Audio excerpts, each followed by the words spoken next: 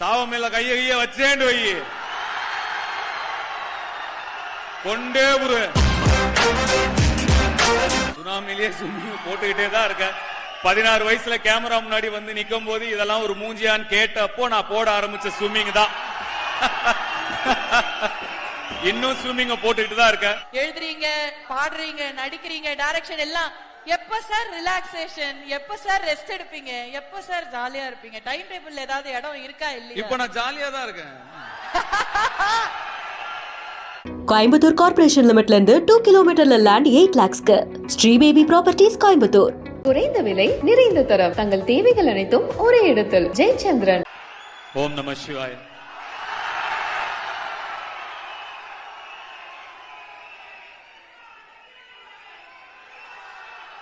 என்ன பாவா,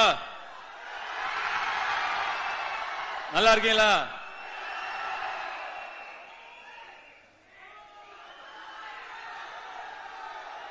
மதுரை கிட்டத்தட்ட ஒரு 8-9 வருஷத்துக்கு அப்புறம் வரேன்னு நினைக்கிறேங்க. என் மனசுக்கு ரொம்பவும் நெருக்கமான ஒரு ஊரு. நிறைய காரணங்கள் இருக்கு.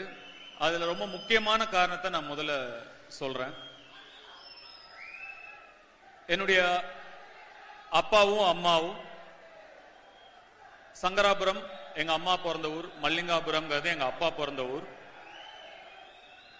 இந்த படத்துல வர மாதிரியே எங்க அப்பாவும் பொழப்பு தேடி சென்னைக்கு வருதுன்னு முடிவு பண்ணிட்டாரு. ஆனா சென்னைக்கு வர அவர்கிட்ட காசு இல்ல, பஸ்ஸுக்கு காசு இல்ல. அப்போ இங்க இருக்கிற ஒரு சொந்தக்காரங்க, மதுரையில இருக்கிற ஒரு சொந்தக்காரங்க வீட்டுக்கு வந்து பணம் வாங்கிட்டு, அதாவது மெட்ராஸுக்கு போக பஸ்ஸுக்கு பணம் வாங்கிட்டு மெட்ராஸுக்கு வரணும். ஆனா மதுரைக்கு வரவும் காசு இல்ல. அப்ப செல்வராகவன் சாருக்கு 4 வயசோ ஏதோ.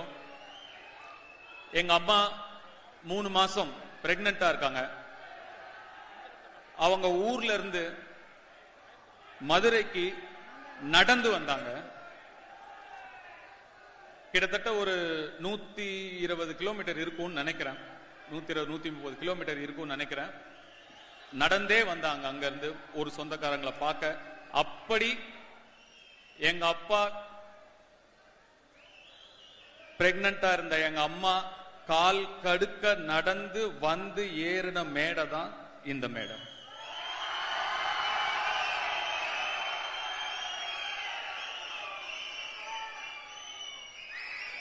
நான் எவ்வளவோ ட்ரை பண்ண அவங்களை எப்படியாவது இங்க கொண்டு வரணும்னு. எனக்கு இந்த மொமெண்ட் இன்னும் முழுமையாகவும் நிறைவாகவும் இருந்திருக்கும். ஒரு சில காரணங்களால அவங்களால வர முடியல. எனக்கு மதுரையில நிறைய சொந்தக்காரங்க இருக்காங்க, நிறைய நண்பர்கள் இருக்காங்க.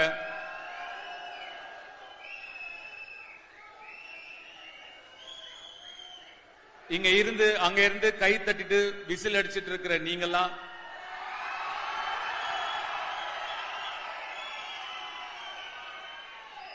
என்ன கூட விட்டுட்டு எங்க அப்பா ஒரு உதாரணமா எடுத்துக்கிட்டு விசில் அடிச்சிட்டும் கை தட்டிட்டும் மட்டும் இல்லாம எந்திரிச்சு வாங்கயா, இங்க வாங்க, வரணும், உழைக்கணும், உழைச்சு இங்க வரணும். எல்லாராலையும் முடியும். கண்டிப்பா நீங்க இதை செய்யணும். செய்வீங்கல்ல? கண்டிப்பா செய்யணும். நான் மதுரையில கிட்டத்தட்ட ஒரு 200-300 நாள் இருந்தேன். நான் ஆடுகளம் படத்தை நடிக்கிறதுக்காக. இந்த மதுரையில நான் ஓடாத தெரு கிடையாது, ஆடாத தெரு கிடையாது. திருப்பரங்குன்றத்தெல்லாம் கிட்டத்தட்ட 30 நாள் இருந்தேன் நானு. எனக்கு ரொம்ப ரொம்ப மனசுக்கு நெருக்கமான ஒரு அனுபவமா இருந்தது. எவ்வளவோ எனக்கு வேலையில இருக்கிற ஸ்ட்ரெஸ், பிரஷர் எது இருந்தாலும் அந்த 200-250 நாள் நாங்க இருந்த நாட்கள் நான் ரொம்ப அமைதியாகவும் நிம்மதியாகவும் நான் இருந்தேன். எனக்கு மனசுக்கு ரொம்ப நெருக்கமான நாட்கள் அந்த நாட்கள். என்ன நடு ரோட்ல இறக்கி விட்டுருவாங்க கொண்டு போய். அந்த பாட்டு ஒத்த சொல்லல அப்படியே கூட்டிட்டு போவாங்க. அப்படியே ஆட்டோல கூட்டிட்டு போய் அப்படியே என்னை இறக்கி விட்டுருவாங்க. இறக்கி விட்டுட்டு என்னை யாரும் அடையாளம் கண்டுபிடிக்கிறதுக்கு முன்னாடி நான் ஆடிடணும். கிட்டத்தட்ட ஒரு 5-6 நாள் வேற வேற இடத்துல வேற வேற இடங்கள்ல இறக்கி விட்டு நான் ஆடும் போதும் என்ன நிறைய பேர் அடையாளம் கண்டுபிடிக்கல.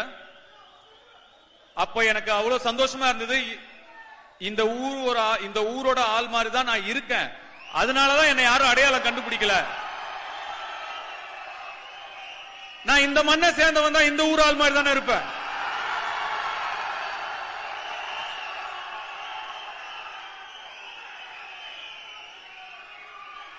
சாவ மேல கைய வச்சேண்டு வை, கொண்டே ஒரு அந்த படம் ரிலீஸ் ஆகும்போது நிறைய படங்கள் சென்னையில ஃபர்ஸ்ட் டே ஃபர்ஸ்ட் ஷோ பார்ப்போம். ஷூட்டிங் இல்லைன்னா ஃபர்ஸ்ட் டே ஃபர்ஸ்ட் ஷோ போக முடியும், இல்லைன்னா அதுவும் முடியாது. ஆடுகளம் மட்டும் மதுரையில தான் ஃபர்ஸ்ட் டே ஃபர்ஸ்ட் ஷோ பாப்பேன்னு பிளைட் பிடிச்சி இங்க வந்து ஃபர்ஸ்ட் டே ஃபர்ஸ்ட் ஷோ பார்த்தேன். ஜெயான்னு ஏதோ ஒரு தியேட்டர் நினைக்கிறேன், அந்த தியேட்டர் ஏதோ ஜெயான் முடியும் ஞாபகம் இருக்கு. அங்கதான் பார்த்தேன். அந்த அனுபவத்தை என்னால மறக்கவே முடியாது. உங்களோட பார்த்த அந்த எனர்ஜி என்னால மறக்கவே முடியாது. ஒரு சின்ன சின்ன விஷயத்துக்கும் எனக்கே நிறைய விஷயங்கள் புரியல. அதெல்லாம் படம் பார்க்கும்போது நீங்க எப்படி ரியாக்ட் பண்ணீங்களோ அதை பார்த்து தான் எனக்கு புரிஞ்சுது. அந்த அனுபவத்தை என்னால மறக்கவே முடியாது. இந்த இட்லி கடை ஒரு சாதாரண படம், சிம்பிளான படம். ஆனா நிச்சயமா நீங்க எல்லாரும் உங்க ஃபேமிலியோட உங்க குழந்தைங்களோட போய் பார்த்து எமோஷனலா கனெக்ட் பண்ணி என்ஜாய் பண்ற ஒரு படமா நிச்சயமா இருக்கும். நிச்சயமா உங்களுக்கு பிடிக்கும் நான் நம்புறேன்.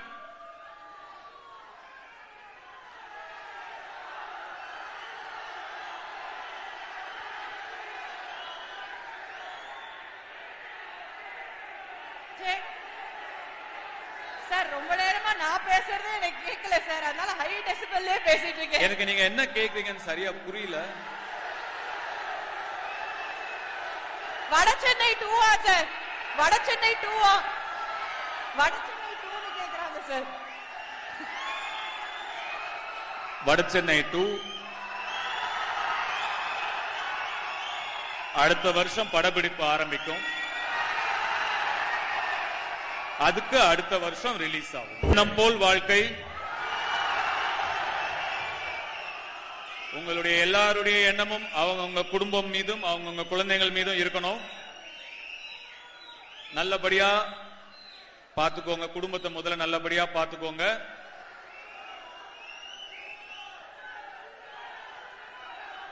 அக்டோபர் 1ஆம் தேதி திரையில சந்திப்போம்.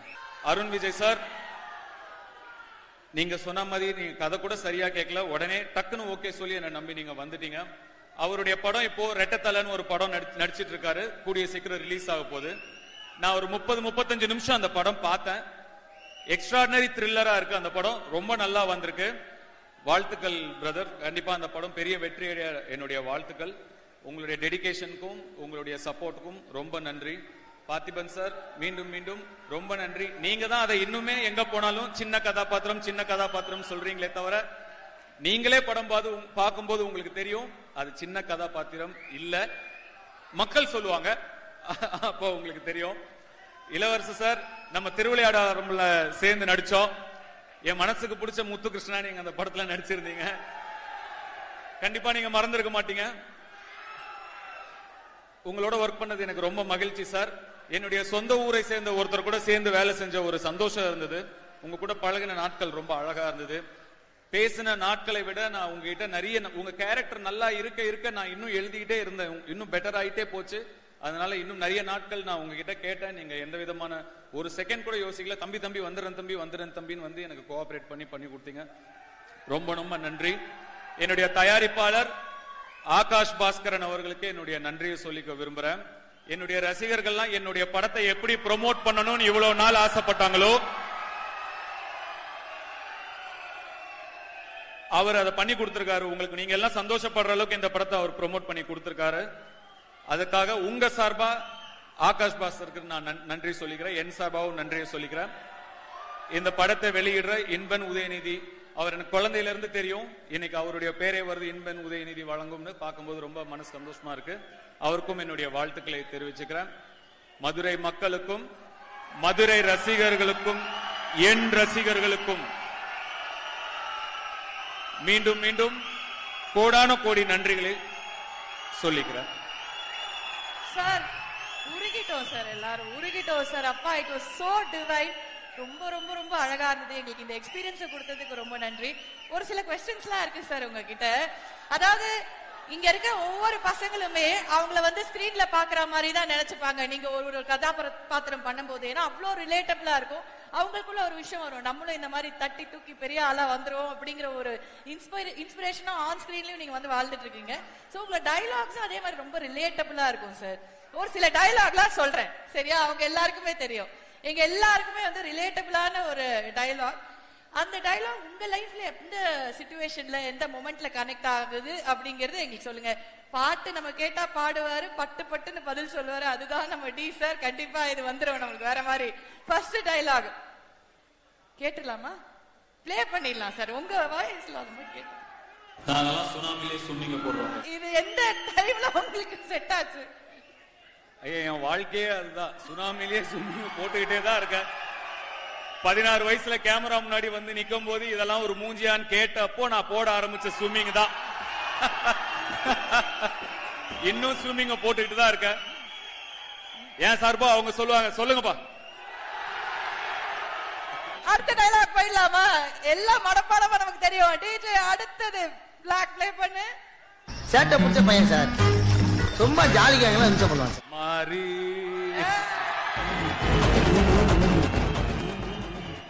ஆக்சுவலா கொஞ்சம் சேட்டை பிடிச்ச பையன் தான் நானு. பாத்தீங்களா? சின்ன வயசுல. ஆனா என்னுடைய அண்ணா தான் இன்னும் ரொம்ப சேட்டை பிடிச்ச பையன். ஆமா சார், ஒரு அமைதியான ஒருத்தர். அவர் வந்து நிறைய அப்படி அவர் ஆக்சுவலா ஒரு இன்ட்ரோவர்ட். அவரு சோ போட்டோல நிக்க கூட ரொம்ப கூச்சப்படுவாரு செல்வராகவன் சார். அவர் ஆனா வீட்டுக்குள்ள பயங்கர சேட்டை பிடிச்ச பையன் தான். அவரோட நான் 8 வயசு சின்ன பையன். அவர் என்ன பொறுமை இருக்கா உங்களுக்கு கேட்க? அவர் என்னோட ஒரு 8 வயசு அவரோட என்னோட 8 வயசு பெரியவர். அதனால அவர் ரொம்ப பெருசா இருப்பேன், ரொம்ப சின்னதா இருப்பேன். எங்களுக்குள்ள என்டர்டைன்மெண்ட் நாங்க 2 பேர் தான். கிரிக்கெட் விளையாட கூப்பிட்டுக்கிட்டு எப்படியாவது டாஸ போங்க இங்க அடிச்சு அவர் ஃபர்ஸ்ட் பேட்டிங் போயிடுவாரு. பெரியவர் என்னால அவ்வளவு ஈஸியா அவர் அவுட் ஆக்க முடியாது. நான் ஒரு 3 மணி நேரம் 3.5 மணி நேரம் பால் போடுவேன். கஷ்டப்பட்டு அவுட் ஆனோன்னா பேட்டை போட்டு ஓடிடுவாரு. எனக்கு திருப்பி போட மாட்டாரு. நான் பாதி நேரம் நான் விளையாடுனதே கிடையாது, போலிங் தான் போடுவேன். அதே மாதிரி நாலனா அப்பெல்லாம் 10 காசு 5 காசு 25 காசு 20 காசு எல்லாம் இருந்தது. அதெல்லாம் கொஞ்சம் கொஞ்சமா சேர்த்து ஏதாவது வாங்கி சாப்பிடறதுக்கு தான். திருப்பி அதே தான் நமக்கு, அது ஒண்ணுதான் ட்ரீம். சின்ன வயசுல அப்படியே வாங்கி சேர்த்து வைப்பேன். மொத்தமா அது ஒரு 4 ரூபாய் 5 ரூபாய் வாங்கும்போது அவர் வந்து திருடிட்டு போயிடுவார் அது மொத்தமா. இந்த மாதிரி அதிகமான சேட்டை பிடிச்ச பையன் வந்து அவர் தான். ஆஹா, அப்படி ஒரு அமைதியான ஒரு ஜீவனுக்குள்ள இவ்வளவு விஷயங்கள் இருந்திருக்குல்ல. ஆமா, அதுவும் ரொம்ப குட்டியா இருக்கும் போது பண்ணுவாங்க சார் அவங்க எல்லாம் பயங்கரமா. ஓகே, இந்த அண்ணனுங்களுக்கு தம்பியை டார்ச்சர் பண்றதுல என்னதான் சந்தோஷமோ. கரெக்ட். அடுத்தது டிஜே. ஜெயிக்கிறோமோ இல்லையோ முதல்ல சண்டை செய்யணும். ஜெயிக்கிறோமோ இல்லையோ கரெக்ட் தான். ஜெயிக்கிறோமோ தோக்குறோமோ முதல்ல சண்டை செய்யணும். ஆனா சண்டைய அங்க செய்யாதீங்க, சண்டைய படிப்புல செய்யுங்க, உழைப்புல செய்யுங்க. அங்க செய்யுங்க. சண்டை நமக்குள்ள இருக்கணும், உள்ள இருக்கணும். இன்னைக்கு இருக்கிறத விட நாளைக்கு இருக்கிற இடம் பெட்டரா இருக்கணும். அதுக்கு தான் சண்டை செய்யணும். படத்துல அந்த டயலாக் மாசா இருக்கலாம், நிஜத்துல சண்டை அங்க செய்யாதீங்க சார். வா, இந்த கடைசிக்கு டயலாக் இன்னும் பயங்கரமா வரும். நிஜமா போட்டிருப்பா. அது நம்ம கிட்ட காடு இருந்தா எடுத்துக்கிடுவானு, பூவா இருந்தா புடிங்கிடுவானு. ஆனா படிப்பை மட்டும் நம்ம கிட்ட இருந்து எடுத்துக்கிடவே முடியாது சிதம்பரம். படிப்பு முக்கியம் சிதம்பரம். இதுக்கு எந்த எக்ஸ்பிளனேஷனும் தேவையில்லை நினைக்கிறேன். இது வரைக்கும் கேட்ட வசனங்களே இதுதான் சிறப்பான வசனம். டெஃபினெட்லி. சோ இதனாலதான் சார் இவ்வளவு பேருக்கு நீங்க வந்து இவ்வளவு பெரிய இன்ஸ்பிரேஷன். ஏன்னா வந்து கூட இருந்து ஒரு அண்ணனா நீங்க வந்து வீட்டுல என்ன சொல்லுவீங்களோ அதை தான் நீங்க ஸ்டேஜ்லயும் ஒவ்வொரு தம்பிக்கும் சொல்லிட்டு இருக்கீங்க. Thank you so much. உங்களுக்கு தெரியும், நான் வாரம் எல்லாரையும் சந்திச்சுட்டு தான் இருக்கேன். இங்க இருக்கிற ஒருத்தரையும் நான் சந்திப்பேன், தனித்தனியா சந்திப்பேன், ஒருத்தரையும் சந்திப்பேன். தெரியும்ல, ஏற்கனவே நான் பார்த்துட்டு தான் இருக்கேன், எல்லாரையும் பார்த்துட்டு தான் இருக்கேன். சீக்கிரமா உங்களையும் சந்திக்கிறேன். ரொம்ப ரொம்ப நன்றி. அக்டோபர் 1ஆம் தேதி இட்லி கடை சந்திக்கலாம். சோ நிறைய பண்றீங்க சார், எழுதுறீங்க, பாடுறீங்க, நடிக்கிறீங்க, டைரக்ஷன் எல்லாம். எப்ப சார் ரிலாக்ஸேஷன், எப்ப சார் ரெஸ்ட் எடுப்பீங்க, எப்ப சார் ஜாலியா இருப்பீங்க? டைம் டேபிள்ல ஏதாவது இடம் இருக்கா இல்லையா? இப்ப நான் ஜாலியா தான் இருக்கேன். இதான் ரிலாக்ஸேஷன், இதுதான் ஜாலி, இதுதான் ஜாலி. என் பசங்களோட டைம் ஸ்பெண்ட் பண்றது தான் என்னோட ரிலாக்ஸேஷன். அவங்களோட விளையாடுவேன், ஏதாவது பண்ணிட்டு இருப்பேன், அவ்வளவுதான். கடைசி சார் உங்களை விட்டுறேன். உங்க ரசிகர்களுக்கு உங்களை அவ்வளவு பிடிக்கும், ரொம்ப பிடிக்கும். ஒவ்வொருத்தரும் வந்து உயிரை கொடுக்கறாங்க. உங்க ரசிகர்கள் கிட்ட உங்களுக்கு பிடிச்ச விஷயம் என்ன அப்படிங்கறது மட்டும் எங்களுக்கு சொல்லுங்க சார்.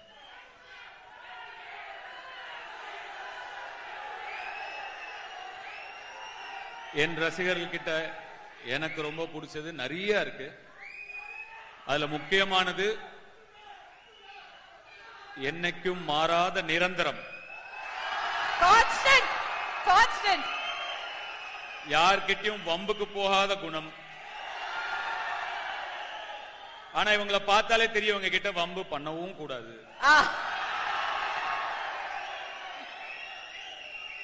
என்ன நான் திரும்பி திரும்பி சொன்னதுதான், எவ்வளவு நன்றி சொன்னாலும் பத்தாது. சாதாரணமா அங்க அவங்கள நடுவுல இருந்த ஒருத்தனை இங்க வச்சு உங்க நண்பனா, உங்களுக்கு பிடிச்ச நடிகனா, உங்க குடும்பத்துல ஒருத்தனா வச்சு என்ன அழகு பாக்குறீங்க.